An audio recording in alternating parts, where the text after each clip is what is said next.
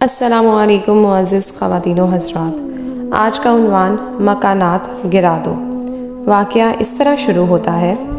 ایک مرتبہ خلیفہ ابو جعفر منصور نے حج کے موقع پر مسجد حرم کی تنگی دیکھ کر یہ ارادہ کر لیا کہ اسے وسیع کیا جائے تاکہ زیادہ سے زیادہ افراد عبادت و ریاضت کر سکیں، مگر صورتحال یہ تھی کہ مسجد حرم کے ارد گرد لوگوں نے اپنی رہائشی تعمیر کیے ہوئے تھے۔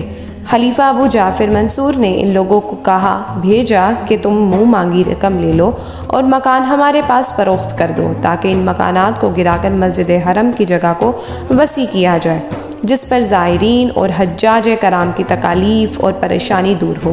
ان لوگوں نے کہا، ہم جوار حرم کسی صورت نہیں چھوڑ سکتے، چاہے ہمیں بڑی سے بڑی رقم بھی دی جائے۔ یہاں رہنا ہمارے لیے باعث سعادت ہے اور ہم کسی قیمت پر بھی اس سعادت سے محروم نہیں ہونا چاہتے۔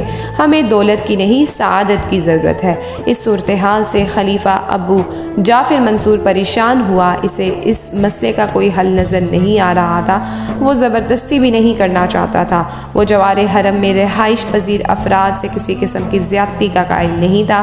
قدرت خداوندی دیکھیے کہ اس سال حضرت امام ابو حنیفہ رحمۃ اللہ حج کی ادائیگی کے لیے وہاں موجود تھے، مگر کسی کو آپ رحمۃ اللہ کی آمد کا علم نہیں تھا۔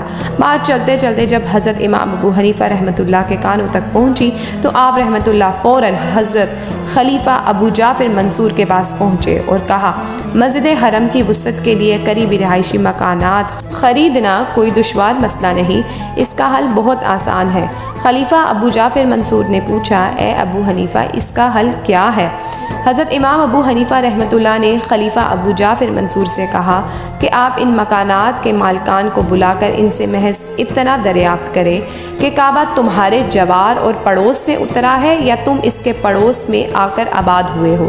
اگر وہ یہ جواب دیں کہ کعبہ ہمارے جوار اور پڑوس میں اترا ہے تو یہ سراسر جھوٹ ہے، اور اگر وہ یہ جواب دیں کہ ہم کعبہ کے جوار میں اترے ہیں تو پھر آپ ان سے یہ کہہ کر کہ اب کعبے کے زائرین اور حجاج کرام کی تعداد پہلے سے کہیں زیادہ ہو گئی ہے اور یوں کعبے کے مہمانوں کے لیے صحن کی جگہ تنگ ہو کر رہ گئی ہے، اس لیے کعبہ اس کا زیادہ حقدار ہے کہ اس کے مہمانوں کے لیے جگہ خالی کر دی جائے تاکہ کعبہ کے مہمانوں کو کسی قسم کی تکلیف نہ ہو۔ حضرت امام ابو حنیفہ کے اس مشورے پر خلیفہ ابو جعفر منصور نے ایک بار پھر قریبی رہائشی مکانات کے مالکان کو اپنے پاس بلایا اور ان سے بالکل وہی بات کہی جو حضرت امام ابو حنیفہ نے ان سے کہی تھی۔ اس پر ان مالکان نے صاف صاف لفظوں میں اقرار کیا کہ ہم کعبہ کے جوار میں اترے ہیں جبکہ کعبہ ہمارے جوار میں نہیں اترا، اس لیے کعبے کا حق فائق ہے، چنانچہ ہم کعبہ کے مہمانوں کے لیے جگہ دینے کو تیار ہیں۔